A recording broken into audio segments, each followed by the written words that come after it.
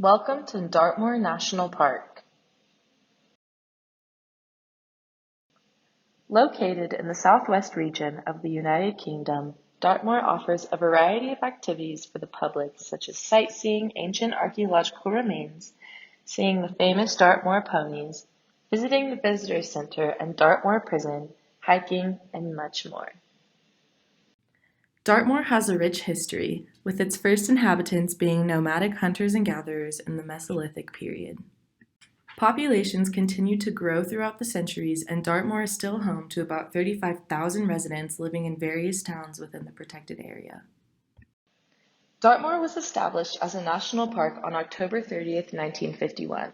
During post-World War II reconstruction, the 1945 Dower Report to government was created, recommending the establishment of national parks. This was followed by the Hobhouse Committee planning 12 national parks in England and Wales in 1947, Dartmoor being one of them. There is no evidence of contention to Dartmoor's establishment as a national park, although there has been ongoing controversy surrounding the use of Dartmoor's land for military training purposes. Dartmoor National Park is classified as a Category 5 protected landscape seascape, managed mainly for landscape and seascape conservation and recreation. There are 25 different conservation areas within the park. On this map, TPO stands for Tree Preservation Order, which protects specific trees, groups of trees, or woodlands. The major actors and shareholders of Dartmoor are the British monarchy, through its private estate, the Duchy of Cornwall. It's the largest landowner in Dartmoor. Farmers rely on the land for their livelihoods, and a portion of their income goes to the park for climate change mitigation and conservation efforts. Dartmoor National Park Authority is the governing body of the park. They oversee and dictate all conservation projects within the park, as well as maintaining public trails. And the last major actor or shareholder are the tourists visiting the park and the cities and communities bordering it, who all greatly benefit from its resources. There is no evidence that evictions took place when creating the national park. In fact, many settlements still remain there today. Similarly to the rest of the United Kingdom's national parks, Dartmoor National Park has served to promote preservation of historical and natural beauty in the site. In particular, Dartmoor features many beautiful landscapes, such as moors, rivers, and bogs. However, one of its most distinctive features are its standing stones, which can be seen in various locations across the park. So peatlands are formed when organic matter is waterlogged, which stops it from fully decomposing. The buildup of organic matter happens faster than it is allowed to decompose, which forms the peat. Peatlands are an incredible carbon sink, estimated to store twice as much carbon as all of the world's forests.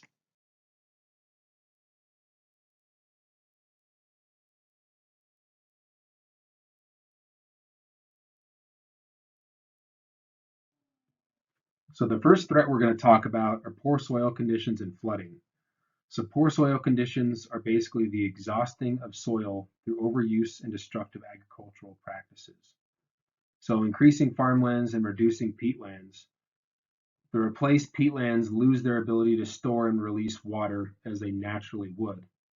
And then flooding ensues. So the new land is not equipped to deal with the excess water.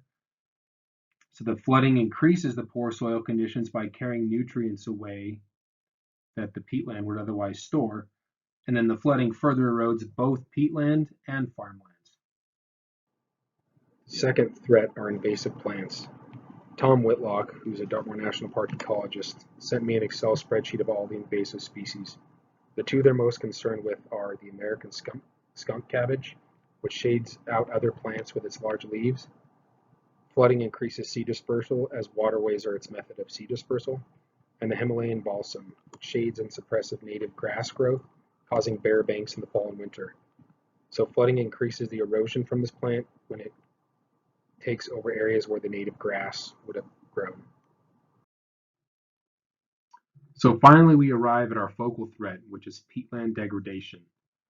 So the peat itself has been continuously harvested for centuries as a fuel source.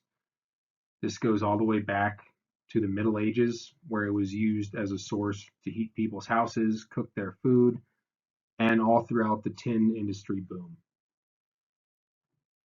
So over the last century, peatlands have been cut, burned, and drained for agricultural purposes, and the peat is being mismanaged in a manner that allows the peat to dry out and erode, mostly from the burning, cutting, and draining. And then the last piece of this is livestock overgrazing that changes the composition of the peat itself and can destroy it completely. So the three main things that are causing and hastening peatland degradation are when it's first drained and cut for agricultural purposes, which causes it to dry out, and then eventually it erodes.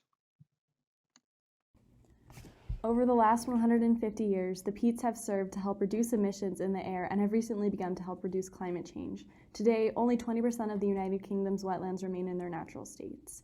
After World War II, attempts were made to drain the peatlands in order to allow for agricultural and oil extraction, which has led to further degradation. Although they only occupy 3% of the global land area, peatlands contain around 25% of global soil carbon, twice as much as the world's forests, according to theconservation.com. Recent fires globally, such as fires in the Russian peatlands, are difficult to put out and lead to large amounts of peatland degradation. The Dartmoor peatlands began forming shortly after the last ice age, around 12,000 years ago. Unintended use of the peatlands, such as cutting and overgrazing, recreation, military usage, and burning, has increased significantly in recent years. Unfortunately, the peatlands cannot sustain the amount of grazing done by local livestock. Long-term restoration of the national park began in 2009, and since then, the park has worked to restore thousands of acres of land across Dartmoor. The main indirect threats perpetuating peatland degradation are inadequate land management and increased climate temperatures. Underlying causes leading to inadequate land management include agricultural burning and draining of peatlands, overgrazing by livestock, and a trend towards further mechanization and higher production rates of farming. All of these activities decay peatlands. Underlying causes of increased climate temperatures include human population growth, high rates of pollution, and climate change. The growing human population is straining the earth, especially considering the amount of pollution we create while doing so. Our destructive habits are furthering climate change, which creates overall warmer climate temperatures where peatlands are threatened. The focal direct threat to Dartmoor National Park is peatland degradation from agricultural burning, overgrazing, and climate change. Primarily, the national park has chosen to use sustainable use limits and recreation opportunity spectrum management plans. Under the umbrella of sustainable use limits, Dartmoor has implemented that all burning, even prescribed burning, be completed within the burning season, which occurs from October to April in the uplands. Additionally, development has stopped in the areas of the park where flooding occurs, as flooding can lead to further peatland degradation. Finally, the park has implemented the three-part Dartmoor Environmental Land Management Plan with sustainable farming initiatives, local nature recovery, and the landscape recovery pilots. The park has also implemented recreation opportunity spectrum management plans, and the ROSs oversee the breakdown of activity in the park, particularly limiting the locations in which farming and recreation can take place. All of these plans are newly implemented or still within their pilot phase. Therefore, data is not available for direct evaluation at this time. However, there is a historical data that shows a constant failure by the government when it comes to the problem of large overgrazing. The first management principle that applies to Dartmoor is that protected area managers need to intervene so that the impacts of human-caused threatening processes are reduced. This is relevant to the planning tool of sustainable use limits implemented by Dartmoor. A burn season, October 1st through April 15th, is enforced that prohibits burning outside of those specified dates.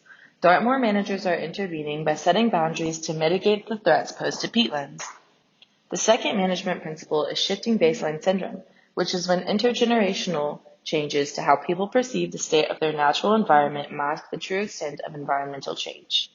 Agricultural practices have been present on Dartmoor for thousands of years, which has slowly degraded the peatland bogs. With only 1% of Dartmoor's peatlands intact, the current residents are not aware of what the true extent of the peatlands were before they were there. This can cause apathy in protecting peatlands because people are unaware of the true damage that has already been done. The third management principle is effective environmental planning processes are necessary to combat threats to protected areas. Dartmoor's management plans intend to work in favor of conservation and sustainability. The Dartmoor Environmental Land Management Plan oversees the recreation opportunity spectrum and provides funds for farmers to make improvements to the natural environment, cultural heritage, and public access to their land. They are incentivizing Dartmoor citizens to promote sustainability and a reduced impact on the environment.